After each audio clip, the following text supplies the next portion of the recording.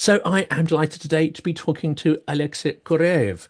I will get him to introduce himself, or as much of himself as he wants to introduce, in a minute. Before we jump into this, thank you to everyone who's been helping the fundraiser to source 4x4 vehicles for the armed forces of Ukraine for various battalions. We've now got one and a half actually in the bag there. And as many of you'll know, those will be delivered to the workshop in Lviv, where they'll be turned into vehicles that are battle ready, and they'll be sent on to various parts of the front. And of course, these are absolutely essential at this time. Also, thank you to everybody who's supporting our events this year. Events to try and raise awareness of why Europe and the UK need to protect themselves. And actually, the best protection at this point of time is supporting Ukraine to resist Russian aggression. If you do want to help out with those events, we've got more coming up in Lviv, Kyiv, and Odessa coming up in the next couple of weeks. So please do check out the Patreon and the Buy Me a Coffee. Now we'll get to Alex, and I'll leave it up to you to introduce yourself, and then we'll get into the topic of conversation. Hello, everyone. Hello, Jonathan, and thanks a lot for giving up an opportunity to speak. I think it's important for everyone in our continent, and this sounds a bit dramatic. However, we live in tough times, and at least we have to try to share our opinion to people around us, and probably it will help to accept the reality and probably save our lives in the present and the future. So I am a regular Ukrainian citizen. Now I am a part of Ukrainian army for almost 1 year. I'm 39, Ukrainian, born in Lugansk, which was occupied by Russians in 2014. For 10 years, I've been doing volunteering to support military and civilians. And in 2024, I joined the Ukrainian Armed Forces. I think that's all about my specialty.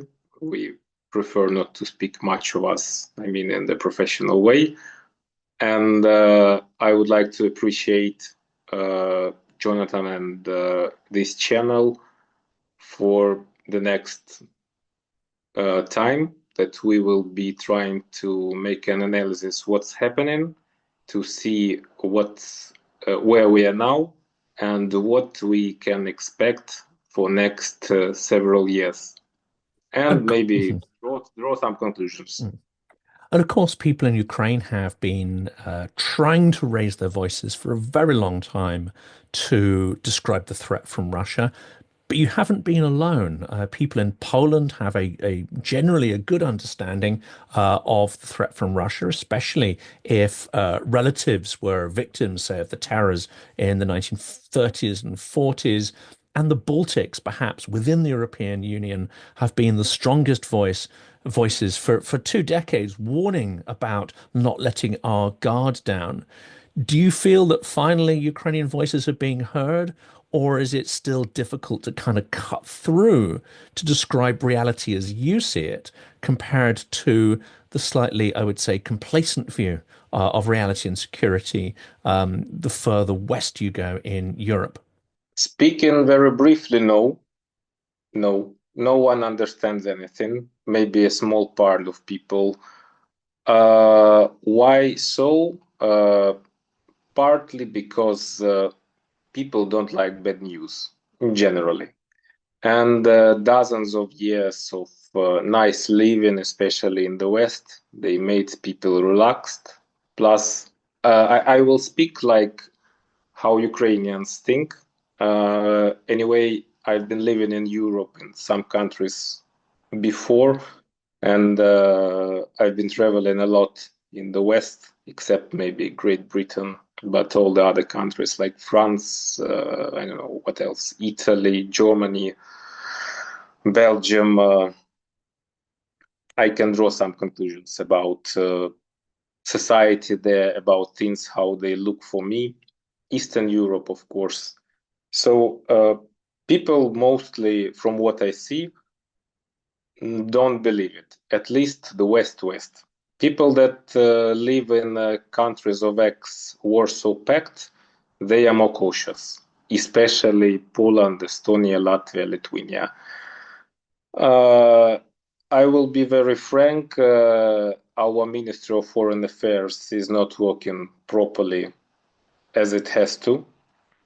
It's a big minus for all of us too. Mm. So now, the West, in my opinion, does not understand the way the Russians think. And that's the biggest problem, because people in the West try to give some rational explanations of what's happening and what can happen. Plus, the Russian propaganda is so strong, and it it acts actually so people believe in Russian propaganda. And people are also getting used to everything. So if in 2022 the missile terrorist attack was something horrible, now it's something like a next line in the news. And we can compare it to Syria, for example, where there has been also a terrible war, but it was something very far, and in the end everyone got used and even tired. So people try to hide from bad news and live normal life. And that's the current situation now, from the point of view of me, how people see it in Europe. Maybe you can give your opinion better, if I'm right or wrong. Well, I mean, I think interestingly in Britain there is a slight difference in that fewer of the Russian propaganda narratives cut through, at least the obvious ones. Um, which of course is good. That doesn't necessarily translate into the scale of support that's required, but there is very deep, very broad support for Ukraine and sympathy certainly in Britain. But of course, it needs to translate into a more immediate sense of being at risk. And as we're an island, and as we had Brexit, you might have thought that actually we'd be more divorced from these sense of an existential threat than Western Europe is. But I think actually it is greater simply because Britain, for many decades, if not hundreds of years, has tended to look outwards to its global relations, global trade, and we see some of this and the risks to it. But it's not translating into action. The bit I wanted to mention, of course, is that Russian propaganda isn't new, and manipulating the world into seeing Russian as a victim as opposed to an aggressor, that is not new at all. And when you say that, we're just not getting the scale of the problem or the nature of the mindset, it makes me think very much of our rethinking of the Second World War and narratives around that. Because if you are to believe the Russian mythologized propaganda, or let's say a manipulation of history, the Soviet Union is purely a victim of the Second World War. They were attacked by the Nazis. They lost however many tens of millions.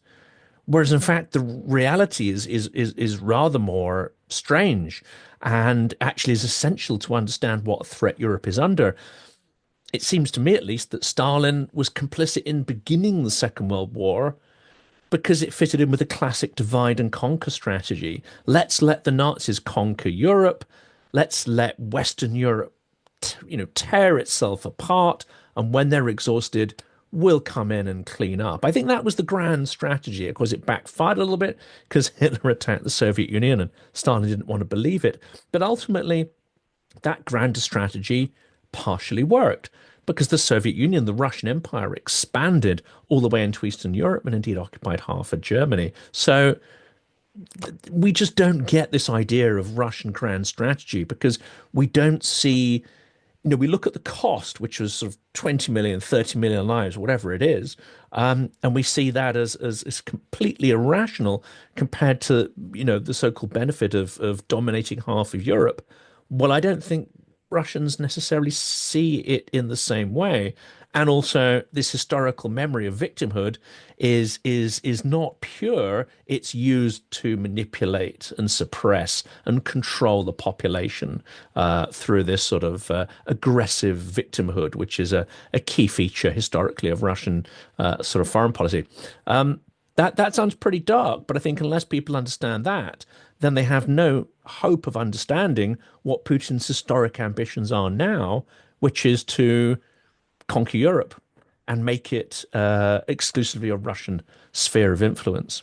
Let's get back first 100 years ago, or better to say 105. No, 100 and something. When the First World War started, the goal of Russian Empire was to conquer Balkans, Romania, Bulgaria, and also Bosphor, Istanbul.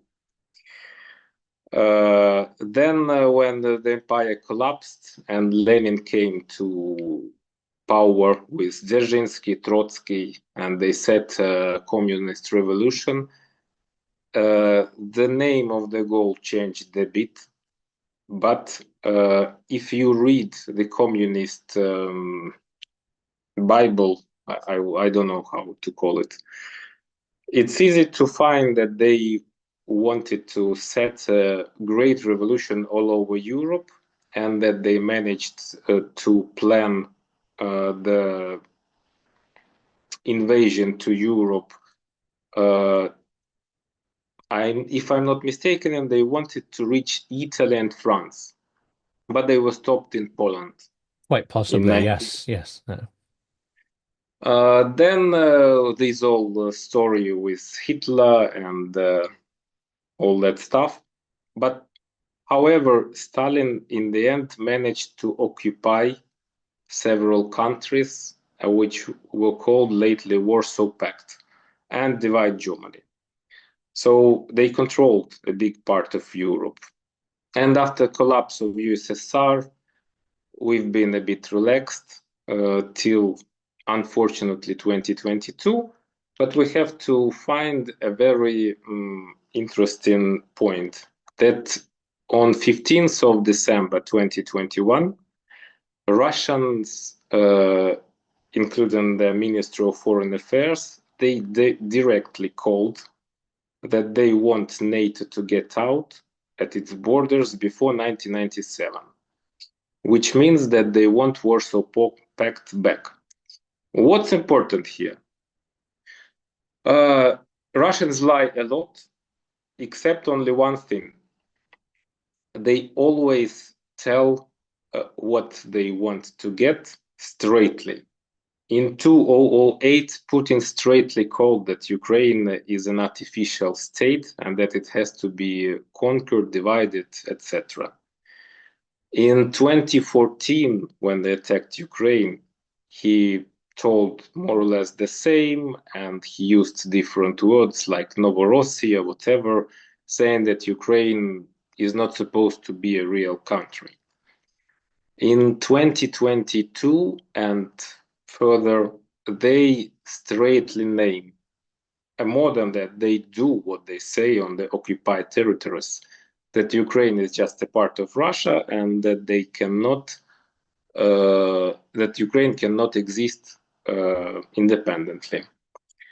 Same at the same time, now when I was listening to Putin, and I have to, because it's my enemies, I have to, to be close to them. Their official propaganda tells the same stories about several NATO countries like Estonia, Latvia, Lithuania, that they should be part of Russia.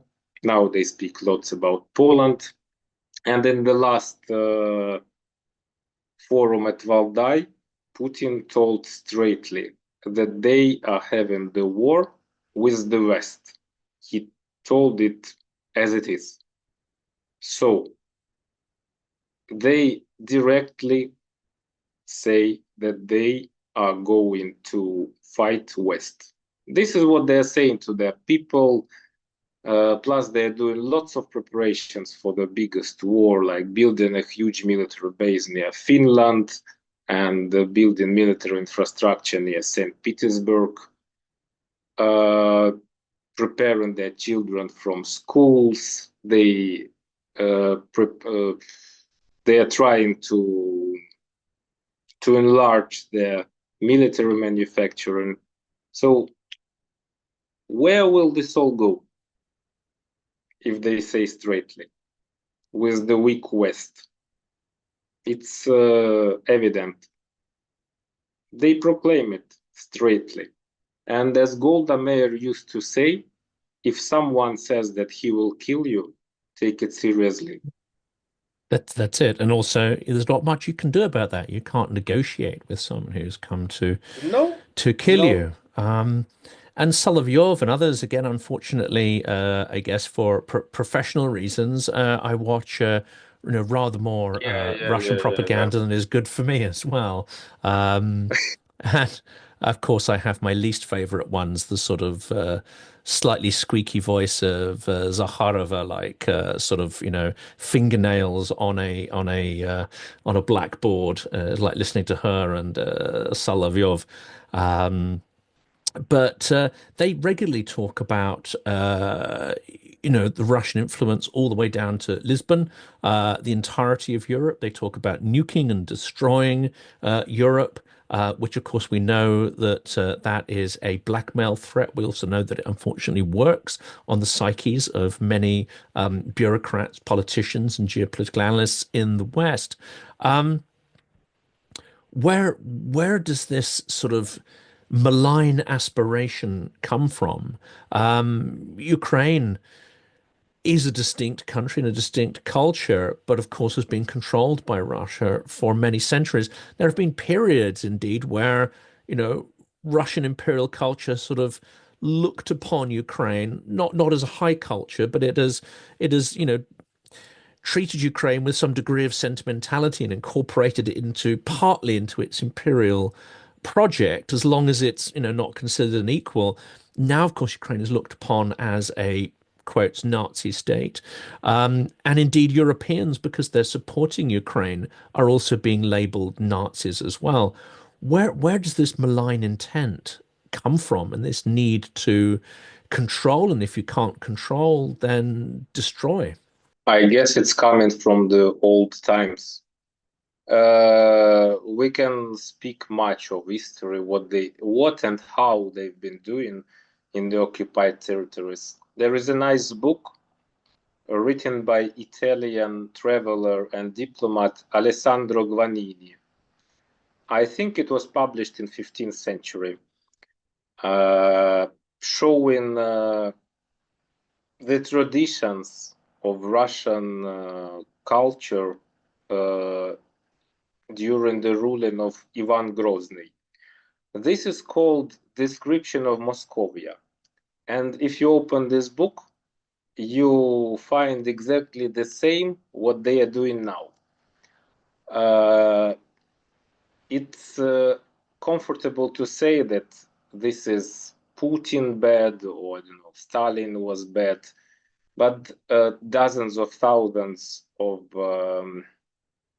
criminal and terrorist actions have been done now in Ukraine, like people have been raped, etc. That's not Putin who is doing it. That's a regular Russian soldier who are doing these things, and I suppose that this is just their nature. No need to find some explanation. It's very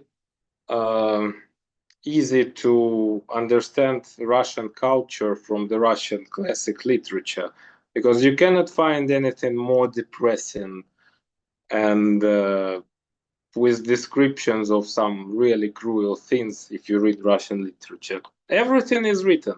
There's no secret.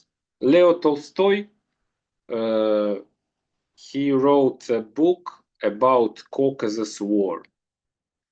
I'm not sure that it's easy to find it for Haji West. Murat. Yeah, Yes, you can find it in any bookshop in Britain or any yes, large bookshop. Yeah. it's easy to read and to see what they were doing in the occupied Caucasian villages. And if we Lermontov get back, as well, hero of our time, Gora Nasheva Время. Now that's another one which is yeah, easy to find, and yeah, it's all there on the pages. Absolutely. yeah, yeah, yeah. And in 20th century, they did in Chechnya exactly the same what was described in Haji Murat. Yeah. Uh,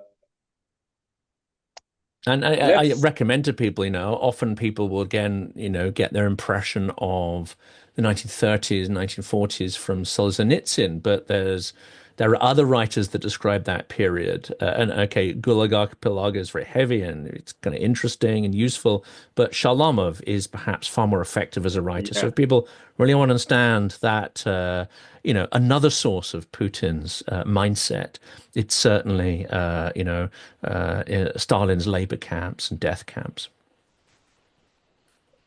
If you don't mind, we can remind, like, in 1 minute, the last 30 something years of Russian when they are supposed to be peaceful since the USSR collapsed. How many countries they attacked? In 1991, they attacked Azerbaijan under Armenian flag, but the Russian regime swore in this military force, and they cut piece of Azerbaijan. And then they attacked Moldova in 1992. The same year, they attacked Georgia, South Ossetia. Then they attacked Tajikistan. Then they attacked Georgia again. Then they attacked twice Chechnya. They sent thousands of troops to Yugoslavia. In 2008, they attacked Georgia. Then they went into Syrian affair, and they attacked Syria, and they destroyed half of the country. In 2014, they attacked Ukraine.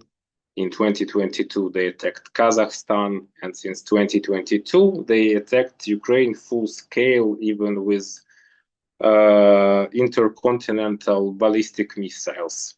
So they never were peaceful.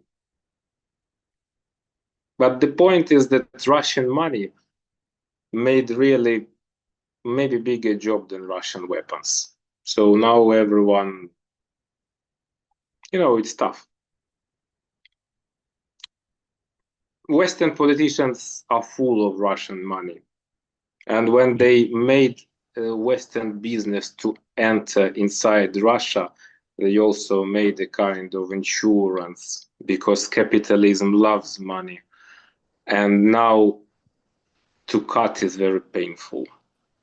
It is, and that was pointed out in an episode that we did just yesterday, and that's the idea that despite the fact that Russia is already stealing Western assets that were invested in Russia, we are hesitant about handing over the 300 billion of central bank Russian assets to help Ukraine or as a down payment for the potentially trillions of dollars of damage that has been done to Ukraine. We're hesitant at handing that over for fear of what could happen to, private investments in Russia of Western companies, despite those investments being done at the investor's own risk and against the actual recommendations of their own government.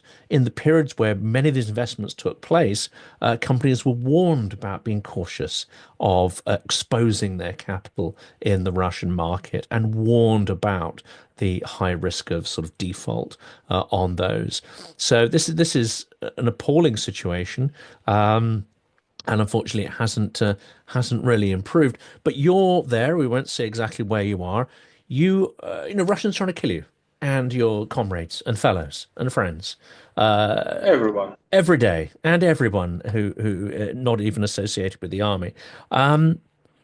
You're experiencing it in a direct way, which I think few in the West can understand. We see this stuff on media, etc.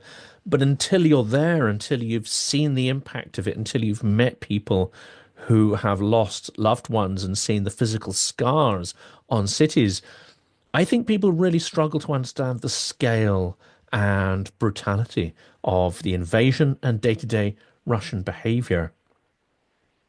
Well, I've lost comrades. It's very difficult to find people who didn't lose here. Let's divide a bit the response. First of all, about 300 billions. We appreciate a lot that Russian money have been frozen, and that the income from Russian money, not the money itself, that they are funded to supply weapons.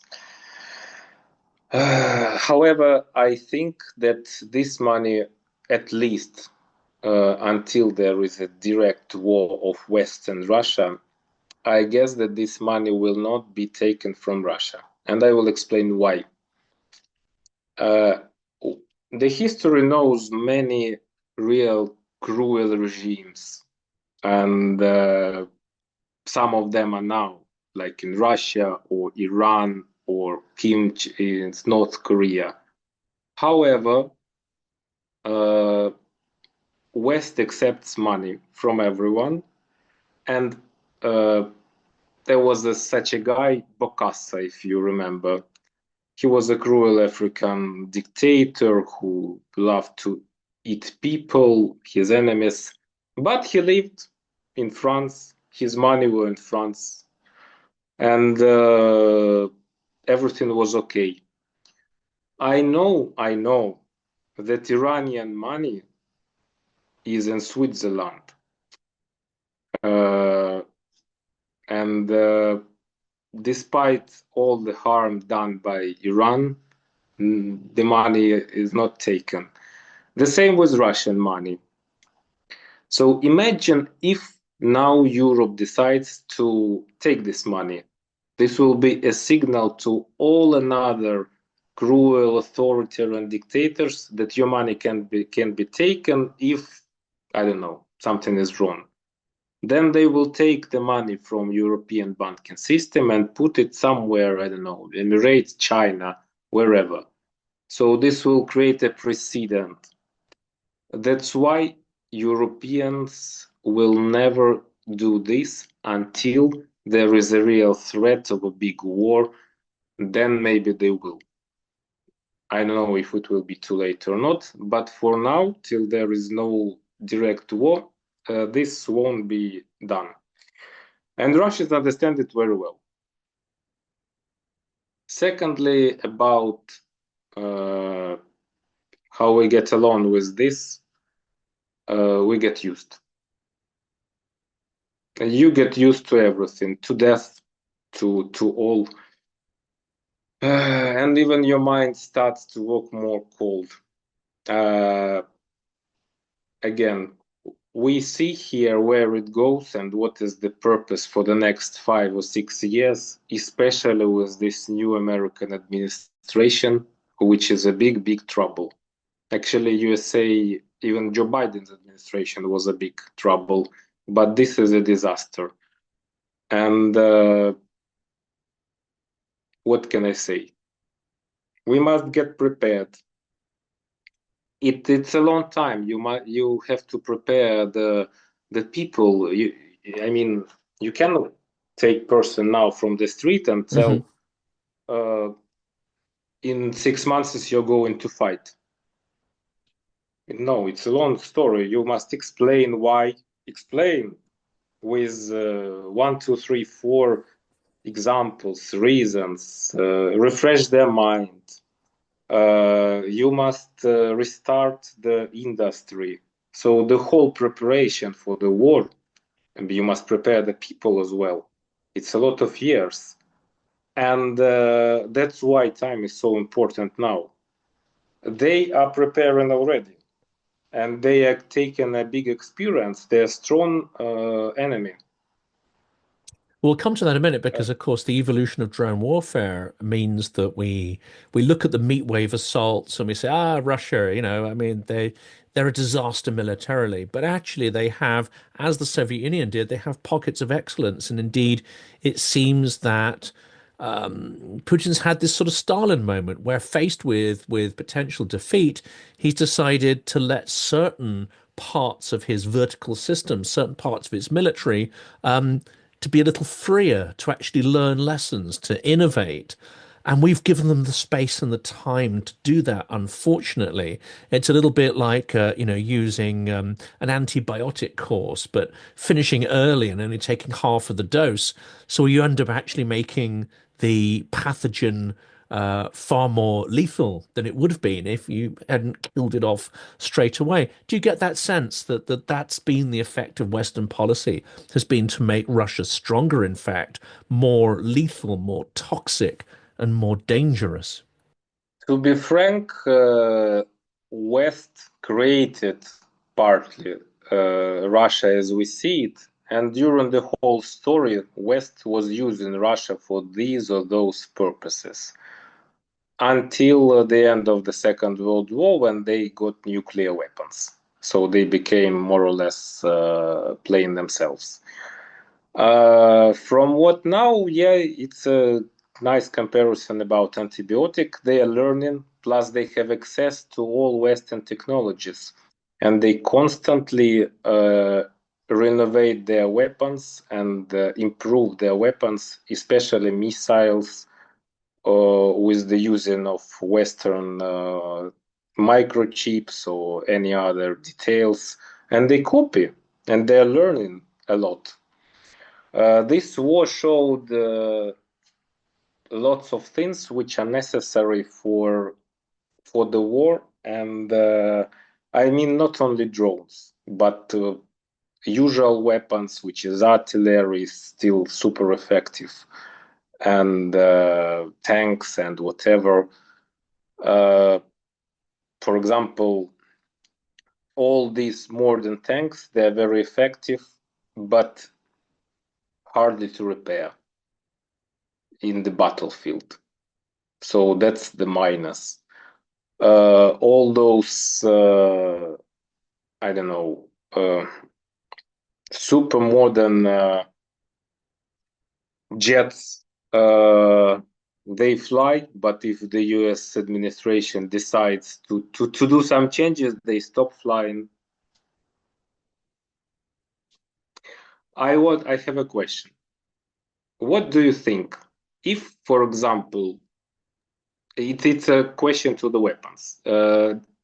West has better weapons even now, even without USA, much better. But imagine there comes a situation when 100 missile strikes in one day in Europe, and I don't know, 200 drones. And the ultimatum. What will be the behavior of Europeans, for example, if they say, okay, give us 4 countries, otherwise we will strike again? Well, first of all, I mean, it's What? an interesting question put by one of my guests this morning in a video that would have gone up when this goes live. This would have gone up yesterday. And he said, well, what, would we really launch tactical or nuclear weapons against Moscow if, for instance, a Baltic country was overrun by Russia? Would we effectively consign Western civilization to become a pile of radioactive ashes because of a Baltic nation? Yeah, And the answer is no, absolutely not. And of course, you can transpose that into the idea of a sub-nuclear strike, a symbolic strike against somewhere in Europe. And of course, we know that Russia won't just simply strike and say, hey, look at this, we're invading. They'll come up with some kind of scenario. It could be Russian minorities are killed or oppressed in Latvia, so we have to do something. They'll come up with some provocation which, in certain quarters might be seen as semi-plausible, or it'll delay the point of decision to the point where, okay, well, that strike was a few days ago and we haven't done anything. Now it would look a bit weird doing something now. So, no, I mean, this salami slicing tactic has been well understood in the time of the Cold War. despite having mutually assured destruction, I think there was a grey area of what actually triggers a response and what doesn't. And anything that is sub-Article 5, or even now at the point where NATO has become a semi-zombie organization, it's no longer perhaps credible or even certain that Article 5 would result in any action whatsoever. No, it's fiction. I think everyone understands it. And of course, 20 years ago, I think it wasn't fiction. 20 years ago, we had the equipment, we had the training, we had the will, or maybe going back 30 years, we actually had the Most plan of important, response. Yeah. In the 90, will. yeah, we had the will and we had the capability, as well as the training and the numbers, etc. Now that will is also questionable. Even if, say, Poland was overtaken, I think Poland would have the will, and many Poles would have the will to fight back, simply because they will have a family understanding that. I mean, one Polish gentleman I traveled with recently, grandparents from both sides of his family were deported to Siberia in the 1930s. So he understands what the Russian world is. He understands the catastrophic effect at an individual level on people he has met and spoken to, and who are his ancestors.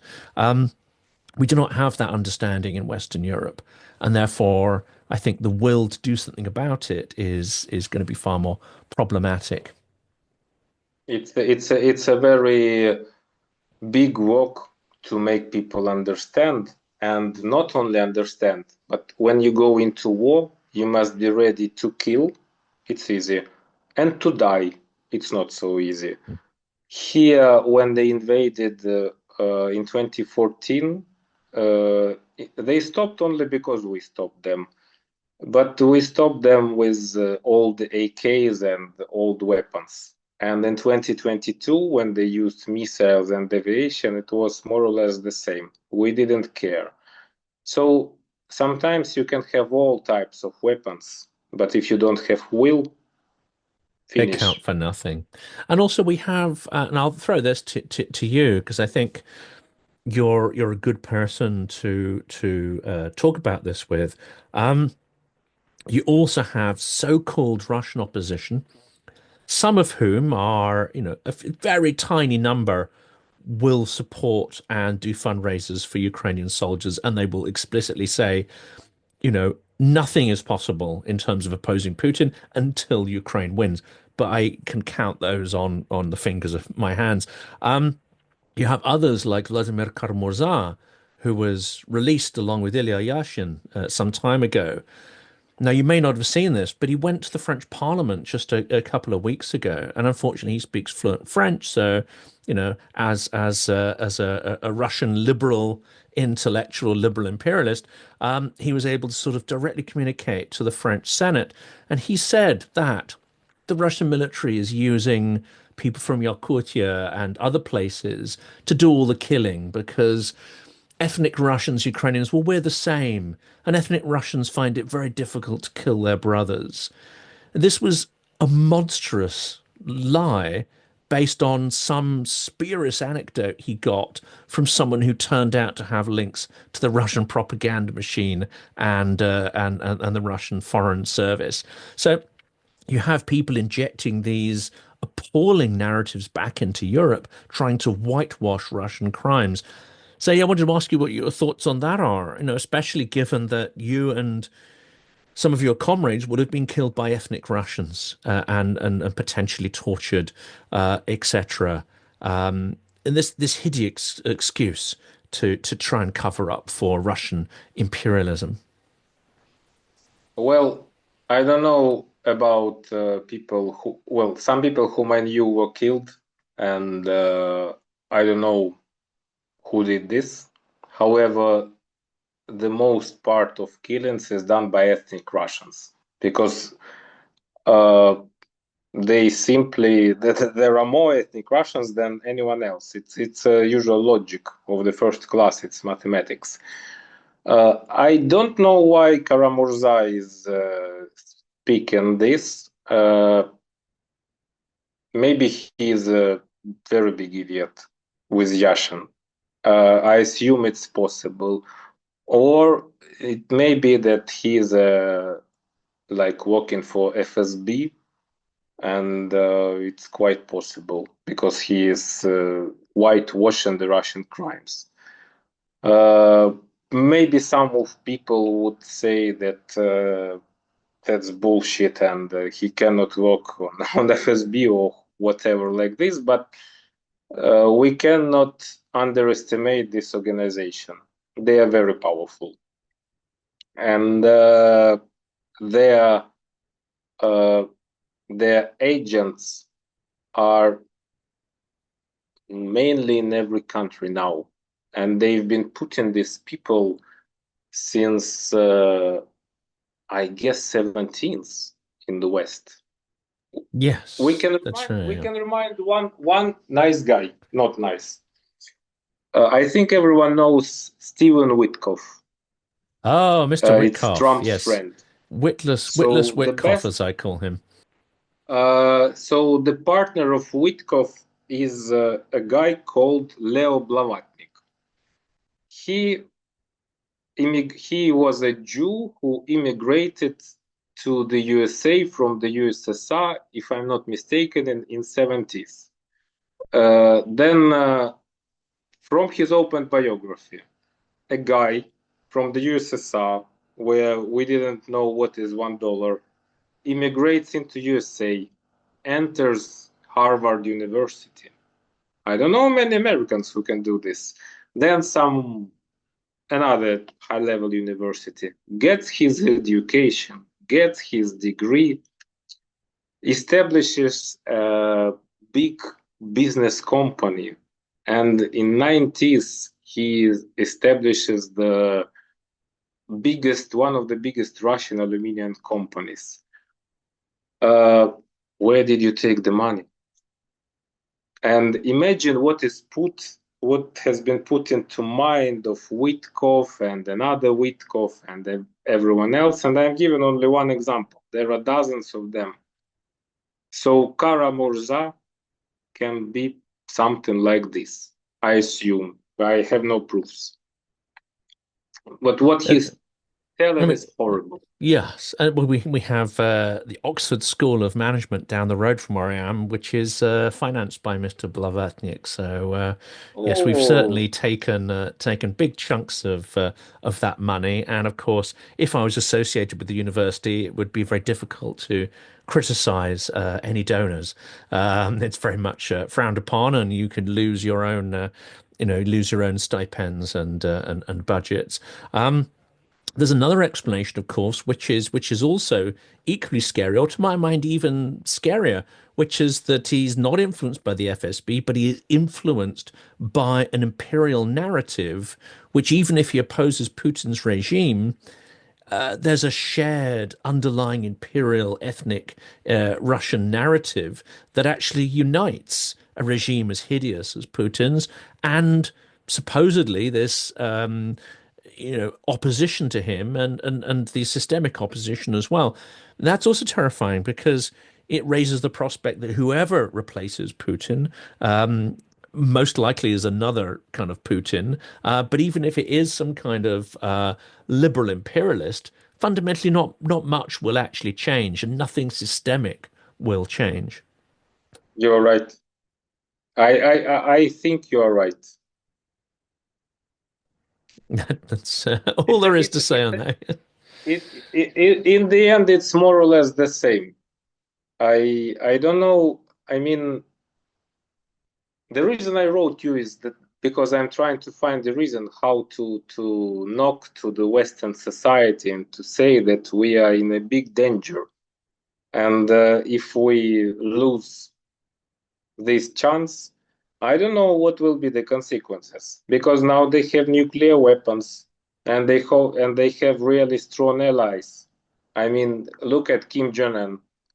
If North Korea soldiers go to attack, what influence does Europe have at North Korea? Zero. Zero. Very, very little And indeed. Absolutely. imagine if, I don't know, if nothing happens in the Middle East, And if they take, I don't know, Iranian, some Muslim fanatics, and if Iran proclaim that they're going uh, to liberate Europe from Christians, and if they will ask European Muslim diaspora to help, what will happen? And in their propaganda, they say that Europe is occupied by Christianity. What can do Europe to Iran? Nothing. And of course, the use of immigration, the use of weaponizing certain economic and societal issues such as immigration, they're very good at doing that in order to trigger extremism. We know that the trick of the Russian divide and conquer is to infiltrate groups and organizations to turn them into inauthentic, inorganic zombie institutions so you can filter your messages in. They do that on the hard left, they do that on the hard right. They've done that in the UN. They've done that in various bodies of international security. One suspects that the NATO has become a zombie institution through that very same kind of process or guidance. And then you create scenarios. Then you create provocations or you create crisis moments. And that's where your assets and your agents can utilize the situation to further erode freedoms. What from Ukrainian history do you see? Because of course, Ukraine, as history unfolds, the Maidan revolution or Revolution of Dignity and the preceding revolutions, they come to seem more and more remarkable, actually, for their ability to push back against this zombification of politics and a reinsurgence of a kind of democratic spirit, an authentic spirit. What have you learned from Ukraine that actually we in the West need to study? They play a long game. They use money a lot. Money is a very powerful instrument. And we can see how many Western politicians are affected with money. European, American, a lot of them. And again, it's not a secret. We can check it. Like Schroeder or Karin Kneissel. The UK actually accepted Russian money a lot. And they let Abramovich enter the UK business with Russian money. So they I mean, more than that. I mean, I don't know if you know the details, but also the investigations and prosecution of those who killed Litvinenko and then subsequently the Skripals. I'm pretty convinced that Russian money sort of suppressed what should have been a proper democratic legal response to those instances of targeted assassination on British soil. they choose the worst people who are affected by regular human wishes like greediness, I don't know, cruelty, or use, let's say, prostitution for this. Then they make a compromise, and then they use these people how they want. There is a nice example, Viktor Orban. He took money from Semyon Mogilevich in 90s. It's not a secret. Look what he's saying and what he is doing. Same everywhere, and they study a lot. I mean, they study their enemies. Their major goal is to set an empire in this or that way, in the certain borders that they want. But the borders can change if you don't find that people fight back, they will go further. And this is Again, what it's people need to understand about Trump as well, isn't it? Is that Orban, Trump, those who may have got direct assistance or they may have had Russia invest in their businesses, somewhere along the way, they've had some kind of critical assistance that is directly or indirectly associated with the Russian state. In fact, obviously, our understanding is there's no such thing as indirect because everybody and everything who has assets in Russia is essentially a tool of the state by extension, or they understand that they can be manipulated and used by the state. who are you going to resist? Who are you going to turn around and show disloyalty to? Is it legal institutions like the EU or legislative bodies in the US? Well, these guys aren't going to chop your legs off and, kidnap your family and send them back in small parcels or whatever. But if you double cross Mogilevich or the FSB, then yes, they're much more ruthless than any democratically elected legislature or judiciary. Difficult to say. I That's, don't know. that's a At at difficult the one, at, yeah. at this moment, everything is so tough, and everything went so far uh, that I don't know really what to say Yeah. at this. Uh, there, there are uh, some some minds which still work and understand and see the clear situation. I guess we have to work with these people. In Europe, probably Merz. In America, John Bolton. It's important to work with the enemies of Putin. He has, he has. They know a lot. Plenty of them, yes. Yeah, yeah. No, that's a Uh, good point. And yeah, I've been following that on the channel. That's why people like Ponomarov and others, I think it's important to get them on because, if Putin tries to have you killed, that's a reasonably good indicator that you are a genuine opposition as opposed to systemic opposition. Uh, well, let's turn back to Ukraine in the final bit of our conversation. So, the two messages I think you want to get across. One is that we should understand the existential threat to European values, European security, and indeed European freedom that is represented by Russia. But also, I think you want to get across the message of how we fight back, how we learn from what Ukrainians are doing, and how we learn from genuine opposition to Putin and those instances where it's been successful. So I'll leave the last couple of minutes up to you, really, to just encapsulate the message you want to get across. I will draw a small conclusion. So first of all, how we understand that they want to do what they want to do. First, they tell it straightly. Secondly, it's just logic. If you collect weapons, if you prepare army, it takes long time, a lot of money. If you put a lot of propaganda, it means that there is a checkpoint where it should go, final destination. And we already remembered Golda Meir, who said that if someone is threatening to kill you, take it seriously. Vladimir Putin now told directly that he wants to defeat West. More than this administration in the USA uh, helps him in some way, not directly, but their vision of so-called dark enlightenment, uh, it allows to think that Russia can invade Europe and make America great again, because in case of big war in Europe, all the money and brains will go to America for the third time. And they write about this directly, straightly, Curtis Yarvin. So if everything says, like,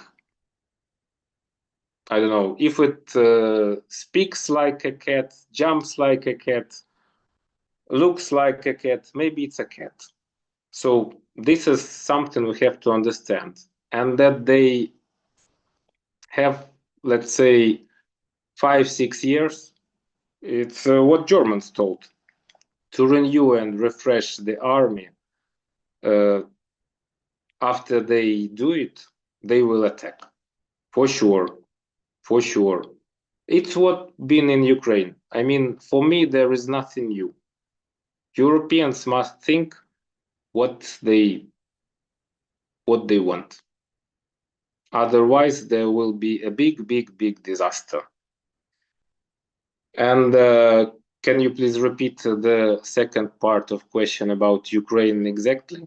Yes, the second part is really, Ukraine has been fighting back not just for the full-scale war, not just for 3 years, but for more than 11 years since 2014, and indeed over many centuries.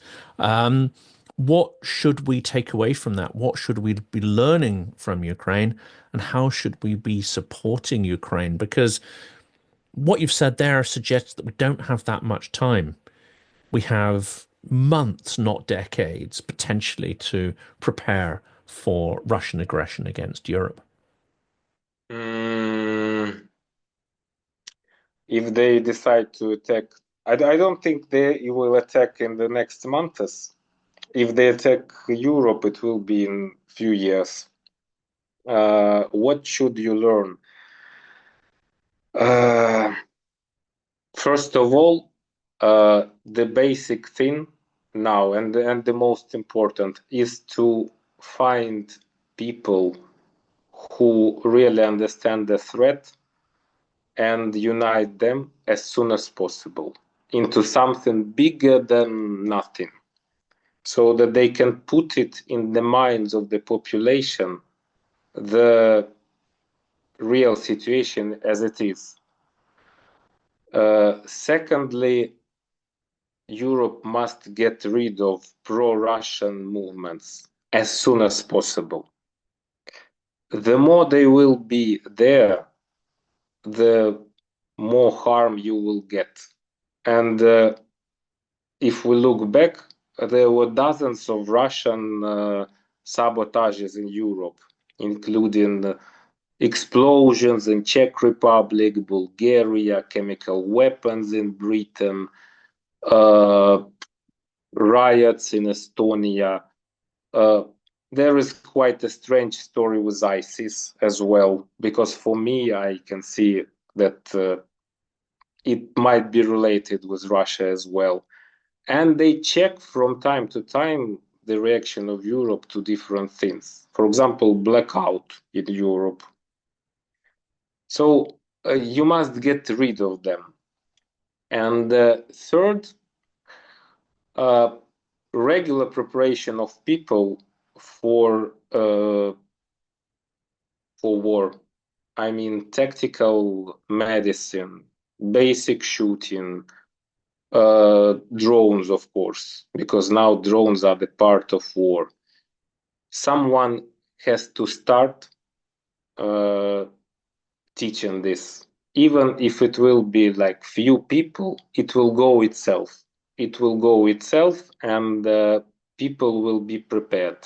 This helped us a lot because here the civilian population was preparing, and then you know how it works. Like this, I don't know. He takes him, he takes her. So at least people will be more prepared. And most important is to speak. Speak, speak, speak.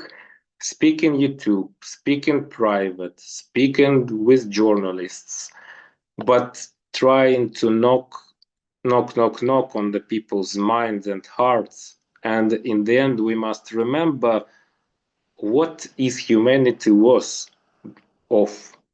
Because if such a cruel thing happening in front of your door, where people are murdered by hundreds and thousands without no reason, generally it's a bad idea to kill people, even with the reason.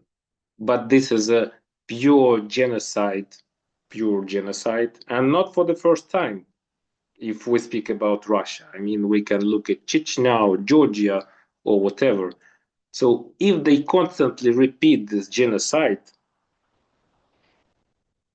why do you think, I mean, not you, because you understand, Europeans, anyone else, that it will not come to your place? Because previously it was. We can remember Russian tanks in Germany, in Czech Republic, Slovakia, Hungary. And from what they're saying now, They say we can repeat it. Take it seriously. They want to repeat it. No need even to think now of their nature. They are as they are now. We've got the reality. And they will. Believe me, when you go to previously occupied villages, you know what I'm speaking about. Those stories, it's, something out of understanding. It is And no, extraordinary, yeah, yeah. I mean, I yeah, stopped in yeah. Butcher for some time and spoke to one Yeah, of the residents. 21st century, internet, rosy pony. No, no, it's not for here. Here, there is blood, and they want blood. That's, So yeah, let's take it seriously. that's a powerful place to end. I hope people take those images, those mental images, and that sort of call to action away with them. Alexey, I'm so glad you reached out, and so glad we got to record this. Hopefully, the first of more conversations. But I think for those who are paying attention, we appreciate what you and your fellows are doing in the Ukrainian armed forces for your freedom primarily, but also for all of ours too. And yep, for today, thank you very much. Thank you, Jonathan, and take care, and thank you.